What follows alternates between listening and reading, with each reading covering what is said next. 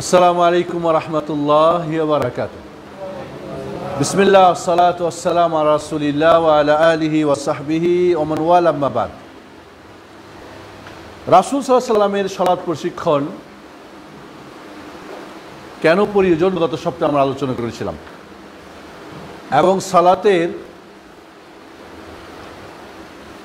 যে পার্টগুলিকে তিন ভাগে ভাগ করেছিলাম। একটা রুকন, যার বহুবচন আরকান; একটা ওয়াজিব, যার বহুবচন ওয়াজিবাত; আর তৃতীয় নম্বর সুন্নাহ, যার বহুবচন সুনান। বহুবচন সুনান। আল্লাহর হাবিব আলাইহিস সালাতু ওয়াস সালাম প্রতিদিন 1000-এর বেশি সুন্নতের আমল করতেন। তার মধ্যে একটা অংশ সালাতে আছে, তার মধ্যে একটা সালাতে অংশ রয়েছে। সালাতের সুন্নত 17টি হচ্ছে মৌখিক, মানে যেগুলো আমরা পড়ি আর কি, পড়ার। আর প্রায় 55টি হলো কর্মগত, যেটা কর্ম বা কাজ। তাহলে 17টি মৌখিক সুন্নত কি, যেটা আমরা পড়ে থাকি সালাতে, এবং এগুলোর আবার এক একটা সুন্নতের মধ্যে আবার সুন্নত কিছু ভাগ আছে। 55টা কর্মগত সুন্নত, যেগুলো আমরা কাজে করে থাকি। সালাতের মধ্যে উঠা বসার মধ্যে কিছু সুন্নত আছে, কাজের সুন্নত। আজকে আমরা সুন্নত জানবো, ঠিক না? আমরা আজকে সুন্নতগুলোকে আমরা জানবো। তার মধ্যে 1 নম্বর যেটা মৌখিক বা পড়ার সুন্নত। ওয়ালাইকুম আসসালাম ওয়া রাহমাতুল্লাহ। পড়ার সুন্নতগুলো আমরা জানবো। তার আগে গত ক্লাসের একটু আমরা রিভিশন নেওয়া দরকার। আমরা 10টা সালাতের শর্তের কথা বলেছিলাম। তার মধ্যে 4টা ছিল সালাত ফরজ হওয়ার শর্ত। নাম্বার 1 মুসলিম হওয়া।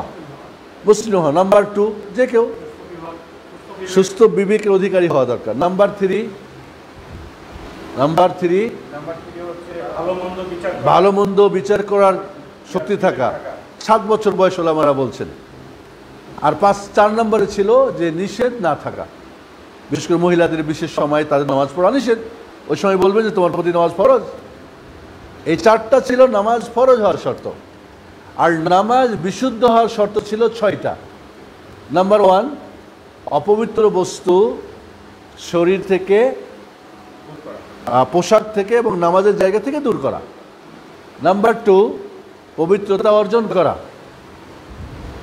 ছোট অপবিত্র হলে উজু দ্বারা, আর বড় হলে গোসল দ্বারা। নাম্বার 3 আওরত ঢাকা, 17 ঢাকা, যেটাকে 17 ঢাকা। পুরুষের নাভি থেকে হাঁটু এবং 2 কাঁধ, মহিলাদের এই 2 কবজি থেকে হাত এবং মুখমণ্ডল ছাড়া এবং পায়ের পাতা সহই সঠিক মতে ঢাকতে হবে নামাজের সময়। যদি মহিলা পরিবেশে হয়, একাকী হয়, মাহারাম পুরুষের সামনে হয়। যদি গায়ের মাহারাম পুরুষের সামনে হয়, তাহলে মুখও ঢাকতে হবে, হাতও ঢাকতে হবে, শুধু পাতা না, পায়ের পিছনও নিচটাও ঢাকতে হবে, না হলে নামাজ বাতিল হয়ে যাবে। চিন্তা করেন, নামাজ পড়বে একাকী বা মহিলা পরিবেশে, তার এত কিছু যদি সুন্দর করে ঢাকতে হয়, তাহলে বাইরে গেলে কি করতে হবে? ঠিক আছে, পর্দার ব্যাপারটা এখানে গুরুত্ব বোঝা যায়। 4 নম্বরে হলো সময় হওয়া, সময়ের আগে আমি ফরজ নামাজ পড়তে পারবো না। 5 নম্বরে কেবলামুখী হওয়া, ফরজ সালাতের জন্য কেবলামুখী হতে হবে। আর 6 নম্বরে হলো নিয়ত করা। নিয়ত করতে হবে, নিয়ত করার জিনিস, পড়ার জিনিস নয়। মুখে নিয়ত পড়া এটা বিধাত। যদি আমাদের সমাজে আমাদের ওস্তাজিরা ওই নিয়ত নিয়ে ছোটোকালে অনেক মারপিট করেছে, বা নিয়ত শিখাতে গিয়ে নিয়ত শিখতে গিয়েই অনেকে হয়তো ভেঙে গেছে। ওয়ালাইকুম আসসালাম। এই ছিল আপনার নামাজ ফরজ হওয়ার জন্যে 4টা শর্ত, আর বিশুদ্ধ হওয়ার জন্য 4টা শর্ত। নামাজের রোকন বলেছিলাম কয়টা? 14টা, ঠিক না? দাঁড়ানো অবস্থায় 5টা। কি কি? নাম্বার 1 দাঁড়ানো, ফরজ নামাজের জন্য দাঁড়ানো শর্ত। কেবলামুখী হওয়া কিন্তু শর্ত, আর দাঁড়ানো হলো রোকন। রোকন মানে এখানে আপনারা বলেছিলাম যে আমাদের হানাফি মাযহাবে ফরজ যেটা, অন্য মাযহাবে সেটা রুকন। কারণ অন্য অন্য মাযহাবে ফরজ আর ওয়াজিব একই অর্থ, যেটাই ফরজ সেটাই ওয়াজিব, যেটাই ওয়াজিব সেটাই ফরজ। ইমাম আযম আবু হানিফা রাহমাতুল্লাহ আলাই তিনি সর্বপ্রথম ফরজ এবং ওয়াজিবের মধ্যে পার্থক্য করেছেন। সাহাবায়ে কিরাম বা তাবিরা এই ধরনের পার্থক্য করেন নাই। ওকে, তিনি অনেক সূক্ষ্ম মানুষ ছিলেন, বিজ্ঞ মানুষ ছিলেন, তিনি পার্থক্য করেছেন। এই জন্য রোকন 14টি। নাম্বার 1 ফরজ নামাজের জন্য দাঁড়ানো। নাম্বার 2 শেয়ার করেন তাকবীরে তাহরিমা। নাম্বার 3 সূরা ফাতিহা পড়া সবার জন্য, ঠিক আছে। যদি জোরে কেরাত হয় ইমামের, মুক্তাদি পড়বি কিনা দুইটা মত আছে। তারপরে বলেছিলাম পড়তে হবে, এই মতটা বেশি স্ট্রং, যদিও আরেকটা মত আছে স্ট্রং। 3টা গেল না। 4 নম্বর রুকু করা, 5 নম্বরে রুকু থেকে উঠা, এই 5টা গেল দাঁড়ানো অবস্থায়। ভালো করে শুনেন এবং আপনারা কাজ করবেন, তখন খেয়াল করবেন যে রুকুন না ফরজ, এর মুস্ত হয়ে যাবে। এবার সেজদায় 3টা। নাম্বার 1 সেজদা করা, নাম্বার 2 সেজদা থেকে উঠা, সেজদা থেকে উঠা, নাম্বার 3 সেজদার 2 সেজদার মাঝে বসা। তাহলে 5 আর 3 8। সালামের বৈঠকে 4টা।